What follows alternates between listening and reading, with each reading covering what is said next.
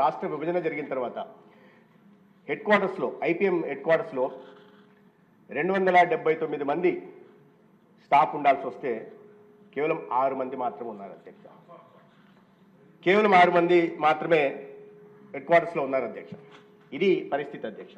ఇంకా food safety గురించి తనిఖీలు ఎలా చేయాలి, ప్రజల కల్తీ లేకుండా ప్రజలకు ఆహారం ఎలా అందజేయాలి అనే దాని మీద ఆయన మహానుభావుడు ఆయన సమాధానం చెప్పాలి అధ్యక్ష.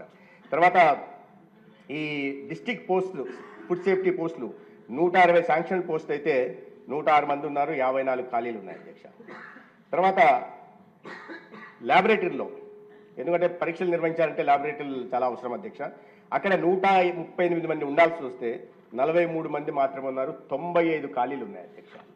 అంటే ఒకటి తనిఖీలు నిర్వహించడం, శాంపిల్స్ తీసుకోవడం, ఎన్ఫోర్స్మెంట్ శాంపిల్ తీసుకోవడం, వాటిని ల్యాబ్లలో పరీక్షలు చేయడం అధ్యక్ష. ఒకటి సిబ్బంది లేదు, రెండోది తనిఖీలు ల్యాబ్లలో పరీక్షలు నిర్వహించడానికి తనిఖీలు చేయడానికి సిబ్బంది లేరు, పరీక్షలు నిర్వహించడానికి కూడా సిబ్బంది లేని